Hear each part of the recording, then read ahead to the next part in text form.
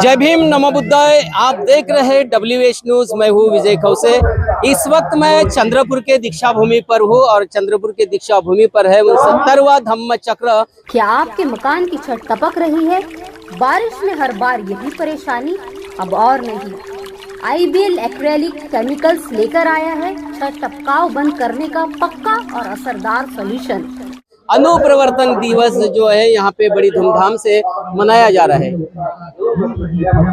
और मैं बताना चाहूँगा कि 14 अक्टूबर 1956 में महामानव डॉक्टर बाबा साहब आम्बेडकर ने दीक्षा भूमि नागपुर पर बौद्ध धम्मों को दीक्षा दी थी। उसके बाद में जो है चंद्रपुर आकर जो है 16 अक्टूबर को दीक्षा दी थी। मेरे साथ में जो है कर्नाटक से आए हैं। यहाँ पर नागपुर में भी हर साल कम से कम 400-500 बस लेकर आते हैं। रवि किरण जी मेरे साथ में है कर्नाटक से और आज जो है मुझे चंद्रपुर में भी मिले हैं। सर, दीक्षा भूमि में भी आप सक्रिय रहते हो, आज मेरे को चंद्रपुर में भी मिले हो। क्या बताना चाहोगे आप? ये जो पूरा जो धम्म चक्र प्रवर्तन है, हमारे धम्म का जो चक्र जो घूम रहा है, इसके बारे में क्या बताएंगे? सबको जय भीम। एक्चुअली क्या है, मैं कर्नाटक से हूँ। मेरा नाम रवि कीर्ति है।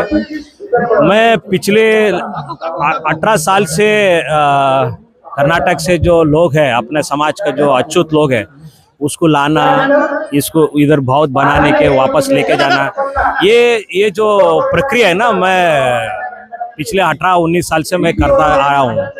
और साथ में क्यों है ना, ये जो बाबा साहब ने ये जो क्रांति लाया, ये पूरा दुनिया में भी ऐसा क्रांति नहीं हुआ है। बिल्कुल नहीं लाया। और एक दिन में एक अछूत जो अंधेरे में था, ये गुलाम समाज को रोशनी की तरफ 5 लाख लोगों को एक साथ में लाया। उसके बाद जो 3 दिन में जो 8 लाख लोगों का परिवर्तन जो हुआ, दुनिया में कहीं पे भी नहीं हुआ, नहीं होने वाला भी नहीं है। लेकिन एक जो शक्ति है, ये बोधिसत्व सिर्फ और सिर्फ बोधिसत्व के लिए हो सकता है, बाकी के लिए नहीं हो सकता है। लेकिन मैं ये जो परिवर्तन जो लाया देखा मैंने, मेरे अंदर एक ऊर्जा आता है। जब भी मैं दीक्षा भूमि आता हूँ और चंद्रपुर का जो दीक्षा भूमि में भी पहुँचता हूँ, लोगों को देखता हूँ, लोगों को मैं फील करता हूँ। वो जो हमारी लोगों के अंदर जाना, उससे बात करना, वो जो संस्कृति को जानना, ये सब अच्छा लगता है मुझे। और कोशिश करूंगा अगले बार, अभी नागपुर तक हम लोग इतना लोगों को इस बार लाया था, लगभग करीबन 2 लाख के अंदर लाया था। लेकिन आने वाला दिन में ये चंद्रपुर भी भर जाएगा, मैं यकीन से मैं बोल के आपके सामने बोलना चाहता हूँ। निश्चित रूप से आप कर्नाटक से आते हो, कर्नाटक के भी बहुत सारे लोग आते हैं। आपके भाषा में तमाम जो हमारे बुद्धिस्ट लोग हैं, उनको क्या संदेश देंगे? खास करके ये वीडियो आपके भी राज्य में जाएगा और आप उन लोगों को क्या संदेश देना चाहेंगे भाषा में? ನಾನು ಕನ್ನಡದಲ್ಲಿ ಹೇಳಕ್ಕೆ ಇಷ್ಟಪಡ್ತೀನಿ। ಇದು ಚಂದ್ರಪುರ ಅಂತ ಸುಮಾರು ನಾಗ್ಪುರದಿಂದ ಹೆಚ್ಚು ಕಡಿಮೆ 148 ಕಿಲೋಮೀಟರ್ ದೂರದಲ್ಲಿದೆ। ಇದು ಬಹಳ ಇಂಪಾರ್ಟೆಂಟ್ ಮತ್ತೆ ಹಿಸ್ಟಾರಿಕಲ್ ಊರು ಕೂಡ। ಹಾಗಾಗಿ ಯಾಕೆಂದ್ರೆ ಬಾಬಾ ಸಾಹೇಬರು 1956 ಅಕ್ಟೋಬರ್ 14ನೇ ತಾರೀಕು ವಿಜಯದಶಮಿ ದಿವಸ 5 ಲಕ್ಷ ಜನಕ್ಕೆ ದೀಕ್ಷಾ ಕೊಟ್ಟರ ನಂತರ ಬಾಬಾ ಸಾಹೇಬ್ರ ಜೊತೆ ಕೆಲಸ ಮಾಡ್ತಿದ್ದಂತ ರಾಜಾಬಾವು ಕೋಬ್ರಾಗಡೆ ಅವರು ಬಾಬಾ ಸಾಹೇಬ್ರನ್ನ ರಿಕ್ವೆಸ್ಟ್ ಮಾಡ್ಕೊತಾರೆ, ಚಂದ್ರಪುರ ಅಂತ ಪಕ್ಕದಲ್ಲಿ ತಾವು ದಯವಿಟ್ಟು ಬರಬೇಕು, ಅಲ್ಲೂ ಕೂಡ ಜನರು ನಿಮ್ಮನ್ನ ನೋಡ್ಬೇಕು ಅಂತಿದ್ದಾರೆ, ಹಾಗೂ ದೀಕ್ಷಾ ತಮ್ಮಿಂದ ನಿರೀಕ್ಷೆ ಮಾಡ್ತಾರೆ ಅಂತ.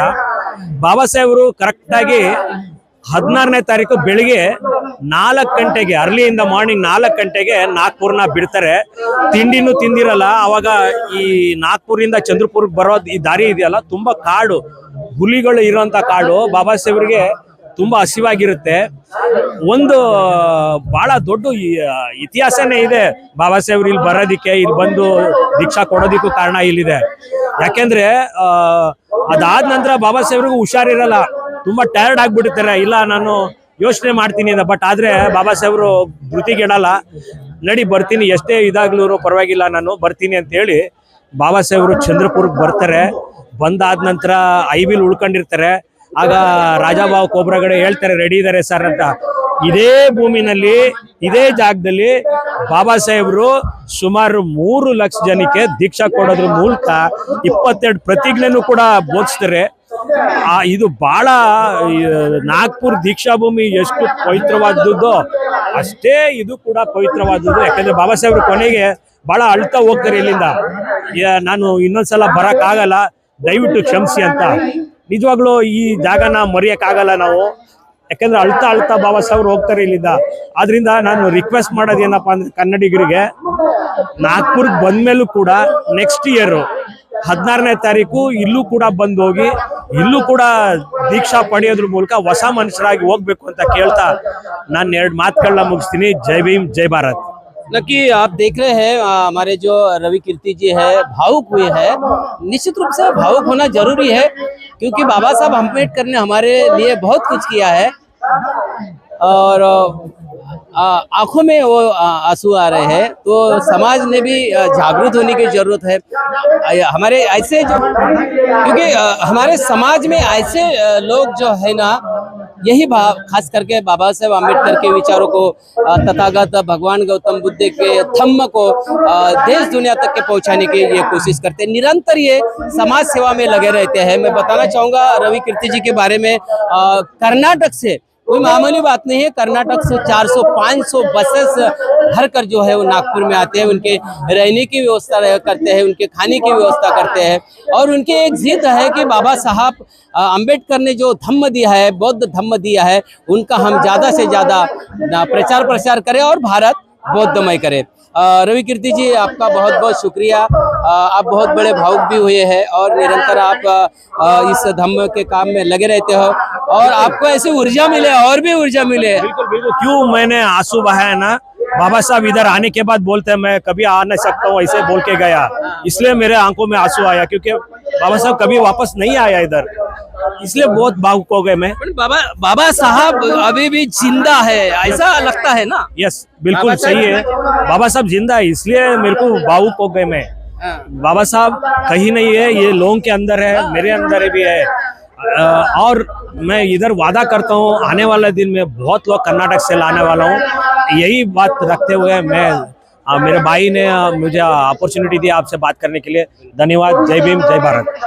तो निश्चित रूप से मैं सीधा जो वीडियो है आपको जो है चंद्रपुर से दीक्षा भूमि से मैं बता रहा हूँ, और निश्चित रूप से आप भी इस चंद्रपुर के दीक्षा भूमि पर आइए और बाबा साहब अम्बेडकर की ऊर्जा लेकर जाइए अपने गांव में और बौद्ध धम्म का प्रचार प्रसार करिए।